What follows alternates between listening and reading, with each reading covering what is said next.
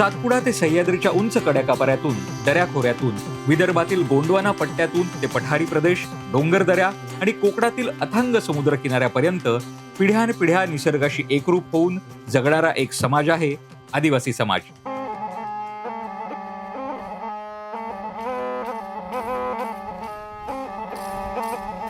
पण खरं तर तो केवळ एक समाज नाही, तर महाराष्ट्राच्या मातीचा खरा निसर्गपुत्र आहे. त्याची संस्कृती, त्याचे पोशाख, त्याची खाद्य परंपरा आणि निसर्गाशी असलेली त्याची अतूट नाळ यात दडलेलं आहे एक वेगळंच सौंदर्य. वर्षानुवर्ष पिढ्यानपिढ्या जपलेली ही ओळख आजही तितक्याच अभिमानाने उभी आहे. या विविधतेने नटलेल्या भारतात हा आदिवासी समाज म्हणजे आपल्या संस्कृतीचा एक मानाचा तुरा आहे. पण बदलत्या काळात आपली मुळं जपत पुरोगामी महाराष्ट्राच्या प्रवाहात विकास साधत स्वतःचं स्थान टिकवणंही तितकंच महत्वाचं आहे. आणि म्हणूनच महाराष्ट्र शासन उभं आहे या समाजाच्या पाठीशी प्रगतीचा दृष्टिकोन घेऊन. महाराष्ट्र शासनाच्या आदिवासी विकास विभागाच्या विविध योजनांमधून ही परंपरा, ही संस्कृती आणखी सक्षम करण्याचे काम चालू आहे. याच प्रवासाचा आढावा घेण्यासाठी आज आपण संवाद साधणार आहोत आदिवासी विकास मंत्री माननीय अशोक उईके यांच्यासोबत. नमस्कार. निसर्गपुत्रांच्या विकासाचे नवे पर्व लिहिले जाते. महाराष्ट्र शासनाच्या आदिवासी विकास विभागातर्फे नवनवीन योजना या अंमलात आणल्या जात आहेत आणि त्या लोकप्रिय सुद्धा ठरत आहेत. लोकप्रिय ठरण्याची दोन प्रमुख कारणं आहेत. त्यातलं पहिलं कारण म्हणजे या योजनांचा थेट लाभ लाभार्थ्यांपर्यंत पोहोचतोय आणि दुसरं कारण या विभागाचे जे मंत्री महोदय यात स्वतः जातीने लक्ष घालत आहेत. ह्या योजना काय आहेत हेच आपल्याला जाणून घ्यायचं आहे आणि त्यासाठी या विभागाच्या मंत्री महोदयांसोबत आपण आज संवाद साधणार आहोत. आज आपल्यासोबत या विभागाचे सन्माननीय मंत्री महोदय माननीय नामदार प्राचार्य डॉक्टर अशोक उईके साहेब आहेत. आदिवासी संस्कृती ही गौरवशाली आहे, त्याचा इतिहास आहे, एक व्यापक अशी ही संपूर्ण संस्कृती असं आपण म्हणतो. या संस्कृतीला धरून आदिवासी विकास विभागाच्या माध्यमातून ही जी संस्कृती आहे, मूल्य जी आहे, तो जपण्याचा आपण प्रयत्न करतोय. नेमकं काय ही संकल्पना आपल्या डोक्यामध्ये आहे?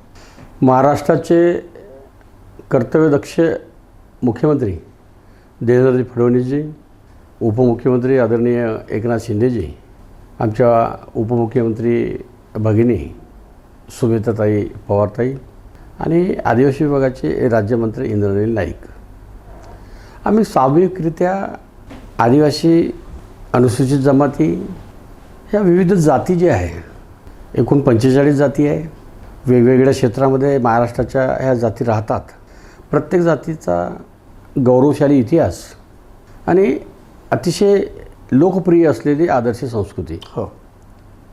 देव, दैवत, कुलदैवत आणि अस्मिता हे जिवंत ठेवण्याची आज काळाची गरज आहे.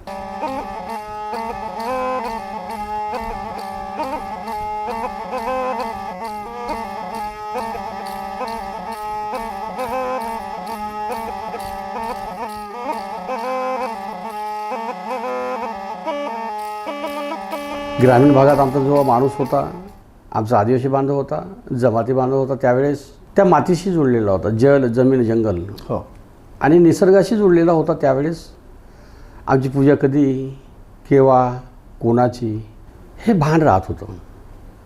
परंतु शहरामध्ये माणूस आल्यामुळे ग्रामीण भागातली रीतिरिवाज जे आहे हळूहळू कमी होत राहिला होता. त्यामुळे आदिवासी विभागानं संकल्प केला की आदिवासी विभाग ज्या समाजासाठी काम करते, ज्या समाजाला मुख्य प्रवाहामध्ये आणायचं आहे, त्या समाजाची चालीरीती, नृत्य, कला आणि पोशाख, आमची बोलीभाषा, आमच्या मातीशी निगडीत असलेली मायभाषा ह्या जिवंत राहण्याची काळाची गरज असल्यामुळे आम्ही संकल्प केला की आदिवासी विभागाच्या माध्यमातून शेवटचा माणूस शिकलेला असो, न शिकलेला असो, मजुरी जाणार असो, शेतकरी असो, शेतमजूर असो, त्या सर्वांपर्यंत हा जो गौरवशाली इतिहास जो आहे, जगाच्या पाठीवर असलेला हा इतिहास आहे. हो. आणि हा इतिहास संपुष्टात येता कामा नये. जर इतिहास संपुष्टात आला तर भविष्यामध्ये आदिवासी विभागाचा भूगोल होता कामा नये. म्हणून अतिशय मनापासून आमचा गौरवशाली इतिहास आणि आदर्श संस्कृती, देव, दैवत, अस्मिता, कुलदैवत युवकापर्यंत, युवतीपर्यंत माहीत झालं पाहिजे, त्याची चर्चा झाली पाहिजे, जनजागृती झाली पाहिजे, लोकसहभाग झाला पाहिजे, लोकचळवळ झाली पाहिजे, कारण ही काळाची गरज आहे. आणि त्या अनुषंगाने 100% महाराष्ट्रामध्ये 13 जिल्ह्यामध्ये माझा प्रवास झाला. ज्या ज्या भागामध्ये आमचा आदिवासी समाज राहतो, विदर्भामध्ये वेगळा समाज राहतो, कोकणामध्ये वेगळा समाज राहतो, वेगवेगळ्या समाजाचे देव. आता तुम्हाला सांगताना आनंद होते की दिनांक 2 तारखेला होळी होती आणि होळीचा सण नंदुरबार जिल्ह्यामध्ये मोठ्या प्रमाणात साजरा करते. हो वा. आमची राजवाडी जी आहे त्या राजाच्या माध्यमातून होळीची पूजा केली जायची.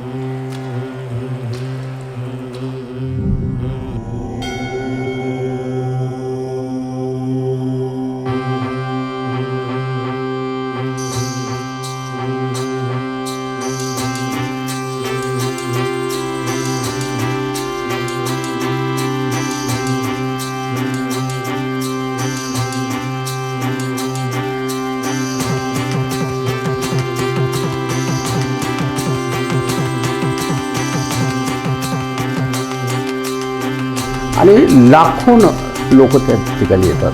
त्यामुळे त्या ठिकाणी मी स्वतः आदिवासी विकास विभागाचा मंत्री म्हणून आपण गेलो पाहिजे.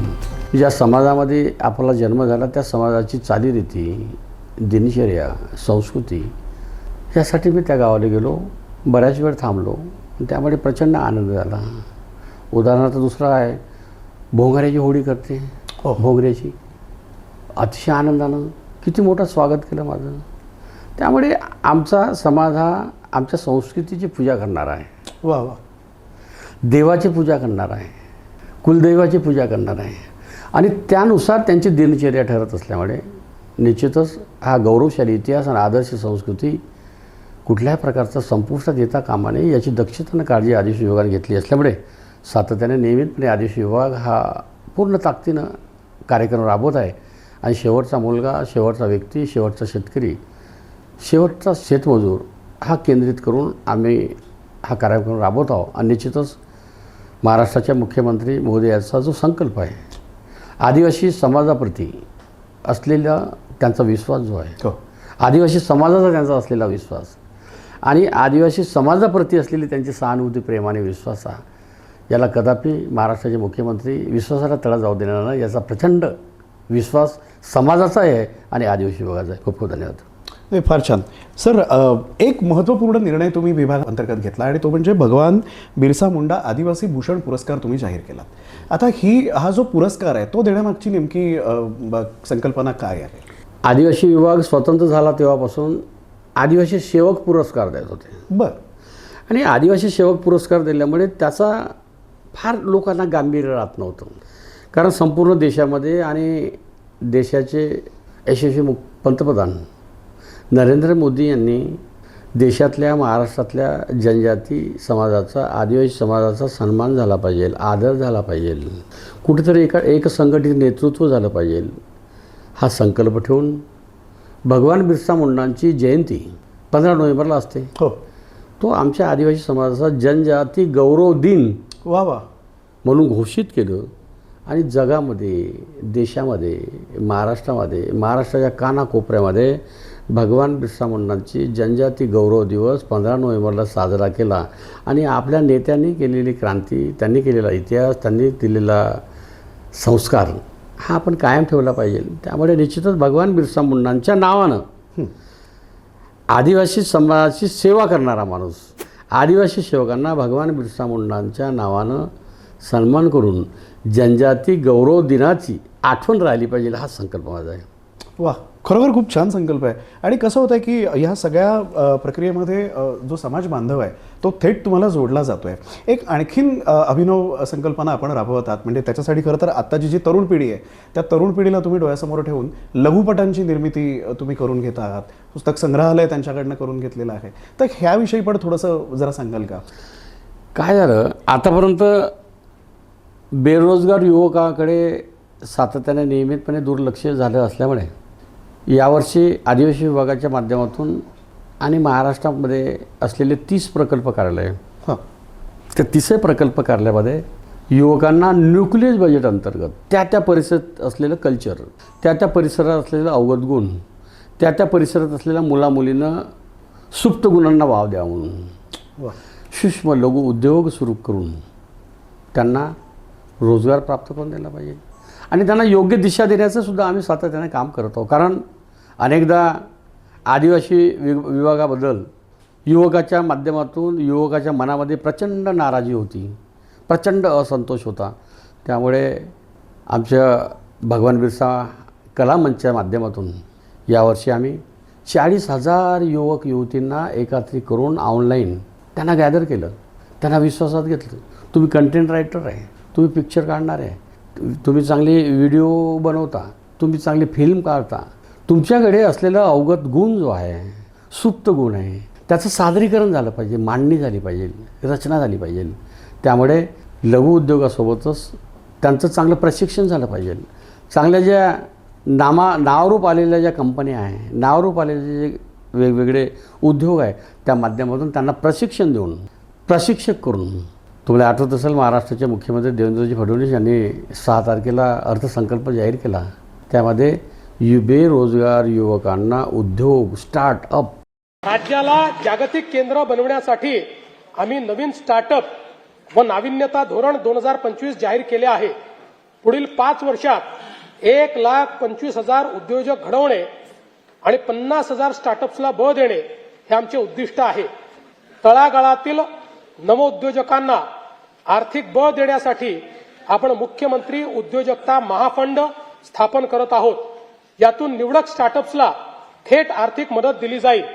आदिवासी जमातीतील युवांना नाविन्यतेवर आधारित उद्योजक आणि उद्योग निर्माते बनवण्यासाठी राज्यात Bharat innovation research startup for आत्मनिर्भरता म्हणजे बिरसा ही योजना राबविण्यास मान्यता देण्यात आली आहे. महाराष्ट्राचे मुख्यमंत्री देवेंद्रजी फडणवीस यांच्यासुद्धा कल्पना आहे की युवकांना, बेरोजगार युवकांना, युवतींना मुख्य प्रवाहामध्ये आणून सूक्ष्म लघु उद्योगाच्या माध्यमातून त्यांना मानसिक बळ आणि कमाई, पैसा कमावण्याची संधी प्राप्त करून द्यायला पाहिजे. 100% आदिवासी विभाग महाराष्ट्राचे मुख्यमंत्री देवेंद्रजी फडणवीस यांनी दिलेल्या सूचनेप्रमाणे, त्यांनी जाहीर केलेल्या योजनेप्रमाणे आदिवासी विभाग पुढाकार घेऊन महाराष्ट्रातील अनेक युवकांना सूक्ष्म आणि लघु उद्योगाच्या माध्यमातून त्यांना मुख्य प्रवाहामध्ये आणण्याचा प्रामाणिक प्रयत्न करेल. आपण सन्माननीय पंतप्रधान महोदयांचा आत्ता उल्लेख केला, हे अगदी 100% खरं आहे की ते समाज बांधवांच्या पाठीशी अगदी भक्कमपणे उभे आहेत. एक योजना आहे प्रधानमंत्री वनधन विकास योजना. ही योजना जी आहे या माध्यमातून समाज बांधवांनी तयार केलेली जी उत्पादनं आहे, कारागिरांच्या उत्पादनांना एक बाजारपेठ मिळवून देण्याच्या दृष्टिकोनातून आपण प्रयत्न करतात, त्याविषयी जाणून घ्यायला आवडेल. आतापर्यंतही देशामध्ये आणि महाराष्ट्रामध्ये अशा कुठल्याही पंतप्रधानांनी आदिवासी समाजातल्या काही प्रमुख जे जाती आहे, आदिम जमाती आहे, प्रिमिटिव्ह ट्राईब्स आहे, यांच्याप्रती कोणीही लक्ष घातलं नव्हतं. हेच देशभक्त आहे, लोकप्रिय पंतप्रधान आहे नरेंद्रजी मोदी यांनी 2023 या वर्षामध्ये PM जनमन योजना सुरू केली. आणि ती योजना एकूण 13 विभाग त्याच्यामध्ये आहे आणि 9 योजना म्हणजे यांचं क्लपिंग केलं. बरं, का प्रत्येक गावामध्ये असलेला आमचा जो आदिम जमात आहे, त्या आदिम जमाताला कशाची गरज आहे? 25 घरं असेल, त्यांना कशाची गरज आहे? त्यांना घरकुलाची गरज आहे का? त्यांना रोजगाराची गरज आहे का? हे संशोधन करून आज देशाचे पंतप्रधान नरेंद्र मोदी यांचा जो संकल्प आहे, आदिम जमातीला मुख्य प्रवाहामध्ये आणण्यासाठी 9 विभागाच्या माध्यमातून 13 योजनेची अंमलबजावणी करण्याचा संकल्प या 30 तारखेपर्यंत पूर्ण करावा असा संकल्प होता. परंतु परत देशाचे पंतप्रधान नरेंद्र मोदी यांच्याकडे महाराष्ट्राचे यशस्वी मुख्यमंत्री देवेंद्रजी फडणवीस यांनी सातत्याने पाठपुरावा करून काही जे प्रश्न सुटाचे राहिले, सोडवायचे राहिले, त्यासाठी 1 वर्षाची परत मुदतवाढ मिळालेली आहे. येणाऱ्या काळामध्ये 2026 मार्चपर्यंत 100% आदिम जमातीचा एकही कुटुंब, एकही व्यक्ती शिक्षण असो, आरोग्य असो, विविध सुविधा असो, संस्कृती असो, घरकुल असो, जी योजना आहे त्या योजनेचा 100% लाभ देण्याचा संकल्प आणि मानस केला असल्यामुळे 100% आम्ही लक्ष देऊन आहे, सातत्याने पाठपुरावा होता, सातत्याने आढावा घेत असल्यामुळे PM जनमन योजनेच्या माध्यमातून हजारो लाखोच्या संख्येनं आमच्या आदिवासी बांधवांना लाभ मिळणार आहे. वा, मी सुरुवातीला जसं म्हटलं होतं की या योजना सगळ्या ज्या आहेत त्या लोकप्रिय होण्याच्या मागची 2 प्रमुख कारणं आहेत. एक तर त्याचा लाभ जो आहे तो थेट शेवटच्या त्या लाभार्थ्यापर्यंत पोहोचतो आणि आपण स्वतः त्याच जातीने लक्ष घालता. एक मुद्दा असा होता की पेसा कायद्याअंतर्गत 5% निधी जो आहे तो थेट ग्रामस्थांना दिला जातो. त्यात आपण प्रामुख्याने खूप लक्ष घालता, म्हणजे ती बरोबर योजनेचा तो लाभार्थ्यापर्यंत ते पोहोचतं आहे का वगैरे. मला ते जाणून घ्यायला नक्की आवडेल, कारण त्याच्यात कसं आहे की आपली ही जी गावं आहे, संस्कृती आहे, ही टिकून राहिली पाहिजे, हा त्यामागचा उद्देश आहे. त्याविषयी आपण थोडंसं सांगावं. आदिवासी समाजाच्या वतीनं, अनुसूचित जमातीच्या वतीनं महाराष्ट्राचे मुख्यमंत्री देवेंद्रजी फडणवीस यांचं मनापासून अभिनंदन करतो. देशामध्ये 1996ला पेसा कायदा लागू झाला होतं. बरं. आणि त्याच्यानंतर महाराष्ट्राचे मुख्यमंत्री देवेंद्रजी फडणवीस 2014ला मुख्यमंत्री झाले. आणि मुख्यमंत्री झाल्यानंतर पहिला निर्णय कोणता घेतला असेल, माझ्या महाराष्ट्रामध्ये राहत असलेल्या आदिवासी समाजाप्रती, विकासापासून कोसदूर असलेल्या समाजाला न्याय देण्याचा हेतू आणि उद्देश समोर ठेवून पेसा कायद्याची अंमलबजावणी करणारं देशामधलं 3रं राज्य आहे. वा. तसं तर सर्व नियम आणि अटी बनवणारं पहिलं राज्य आहे. पेसा कायद्याचे नियम आणि अटी बनवणारं पहिलं राज्य आहे. त्यामुळे आदिवासी समाजाच्या वतीनं महाराष्ट्राचे मुख्यमंत्री देवेंद्रजी फडणवीस यांचं मनापासून अभिनंदन करतो. आणि कायदा लावलाच नाही, त्या गावासाठी विकास करासाठी 5% निधी देऊन विविध कामाचं भूमिपूजन, उद्घाटन आणि काम करून त्यांना लाभ द्यावं, अशा प्रकारचा संकल्प आहे. वा. महाराष्ट्रातली ही जी जनता आहे आणि खास करून जे आपले आदिवासी समाज बांधव आहे, त्यांना आपण काय सल्ला द्याल? कारण हा समृद्ध वारसा आहे, हा टिकून राहिला पाहिजे, हा पुढच्या पिढीपर्यंत पोहोचला पाहिजे. काय संदेश द्याल? निश्चितच आदिवासी समाज हा भोळा आहे, लाजाळू आहे, नम्रताधारक आहे, प्रामाणिक आहे, विश्वासू आहे. त्यामुळे अतिशय एका सेकंदात विश्वास टाकणारी जमात कोणती असेल तर आदिवासी जमात आहे. आतापर्यंतच्या इतिहासामध्ये आदिवासी माणसानं कोणाची लूट केली, डाका टाकला, डुबवलं, बेईमानी केली, असं कधीही चित्र दिसणार नाही. अतिशय प्रामाणिक असलेल्या समाजाप्रती महाराष्ट्राचे मुख्यमंत्री देवेंद्रजी फडणवीस प्रचंड विश्वास ठेवून तो समाज, शेवटचा घटक, शेवटचा व्यक्ती. 490 शासकीय आश्रमशाळा आहे, अंदाजे 5 लाखाच्या दरम्यान विद्यार्थी शिकत आहे. त्या सर्व विद्यार्थ्यांना दर्जेदार शिक्षणासह गुणवत्ताप्राप्त शिक्षण मिळावं. सर्व शासकीय आश्रमशाळेमध्ये वेगवेगळ्या विषयाचे, वेगवेगळ्या मेथडचे पात्रताधारक शिक्षक असावं. आमची आदिवासी बहीण फक्त उमेदच्या माध्यमातून इतरत्र काम करत असते, परंतु ती कधी मालकीन झाली नाही. माननीय मुख्यमंत्री मोदयांच्या सूचनेनुसार महाराष्ट्रामधली आदिवासी बहीण राणी दुर्गावती आदिवासी महिला व सबलीकरण योजनेच्या माध्यमातून इतरांना रोजगार देणारी बहीण मालकीन झाली पाहिजे.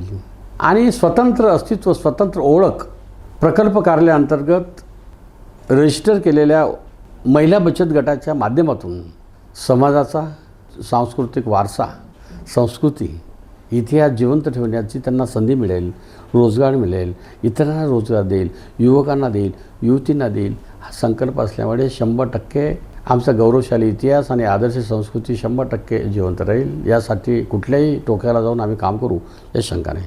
सर, एक प्रश्न माझा असा होता की राज्यामध्ये ज्या आश्रमशाळा आहेत, इथे असलेले सगळे जे विद्यार्थी आहे, यांच्यामध्ये प्रचंड कलागुण आहेत. तर ह्या कलागुणांना वाव मिळवून देण्यासाठी त्याच्यासाठी काही सांस्कृतिक उपक्रमांचं आयोजन करणं, काही स्पर्धांचं आयोजन करणं, की ज्यामुळे इतर मुलांच्या सोबतीला तो मुख्य प्रवाहामध्ये ही मुलं मुली येऊ शकतात. याविषयी काही योजना एखादी आपल्या डोक्यात आहे का? आमच्या महाराष्ट्रामध्ये 490 शासकीय आश्रमशाळा आहे. मुली मिळून अंदाजे 5 लाखपर्यंत शिकतात. आम्ही, तुम्हाला मला आठवत असेल की आपण 4थ्या वर्गात 5व्या वर्गात असताना पहिले पीटी होती, खेळ राहायचा. त्यामुळे आदिवासी विभागाला सूचना दिलेल्या आहे की बाबा या वर्षापासून प्रार्थना झाली पाहिजे, पीटी झाली पाहिजे, खेळाचा तास राहिला पाहिजे. कारण अभ्यासासोबतच कुठल्या खेळामध्ये त्याला रुची आहे आणि त्याच्यानंतर त्याला शोधल्या गेलं पाहिजे त्या युवकाला किंवा युवतीला की कशात खेळाडू चांगली होऊ शकते बा. हे शिक्षकाचं काम असल्यामुळे आम्ही शाळेमध्ये एक नवीन दिनचर्या, नवीन वेळापत्रक सुरू करणार असल्यामुळे येणाऱ्या काळामध्ये युवक युवतीमध्ये असलेल्या सुप्त गुणांना वाव मिळावा म्हणून महाराष्ट्रामध्ये स्पोर्ट अकॅडमी आदिवासी विभागाची झाली पाहिजे. बरं. जसे पुण्याच्या धर्तीवर, पुण्याला जशी स्पोर्ट अकॅडमी आहे त्याच धर्तीवर आदिवासी विभागाची स्पोर्ट अकॅडमी, अंदाजे 1000 विद्यार्थी कसे त्या अकॅडमीत राहील, निवासी राहील, अशा प्रकारचा संकल्प आहे आणि तो काही महिन्यात त्याची अंमलबजावणी करू. आज या आदिवासी समाजातला प्रत्येक भारतीय बांधव त्याच्या चेहऱ्यावर एक समाधान आहे, एक विश्वास आहे. या समाजाचं पालकत्व आता महाराष्ट्र शासनाने स्वीकारलं आहे आणि ते त्यांच्या पाठीशी खंबीरपणे उभा आहे.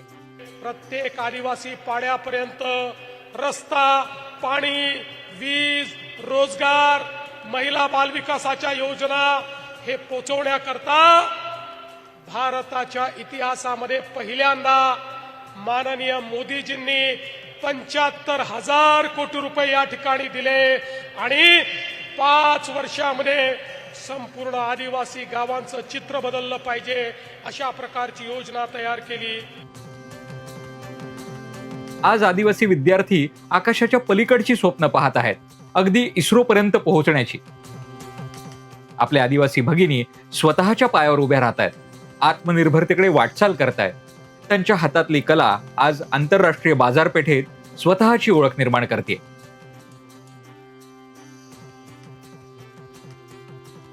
आणि हे सगळं घडत असतानाच त्यांची परंपरा, त्यांची संस्कृती ती तितक्याच ताकदीने जपली जाते. मुळांना जपत स्वप्नांना पंख देणारा हा प्रवास आदिवासी समाजाच्या उज्ज्वल भविष्याकडे आत्मविश्वासाने वाटचाल करत आहे. आणि हाच आहे नव्या महाराष्ट्राचा खरा चेहरा.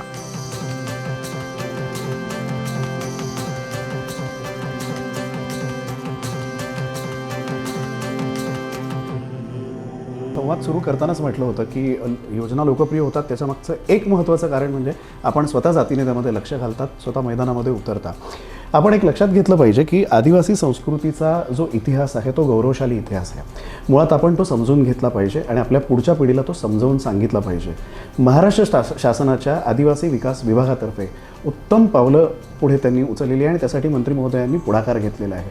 माननीय मंत्री महोदयांच्या नेतृत्वाखाली निसर्गपुत्रांच्या विकासाचं नवं पर्व हे यशस्वी ठरेलच, पण कारकीर्द ही दैदिप्यमानही ठरेल, यात तिळी मात्र शंका नाही. साहेब, आपण या संवादामध्ये सहभागी झालात, आपले मनःपूर्वक आभार. धन्यवाद.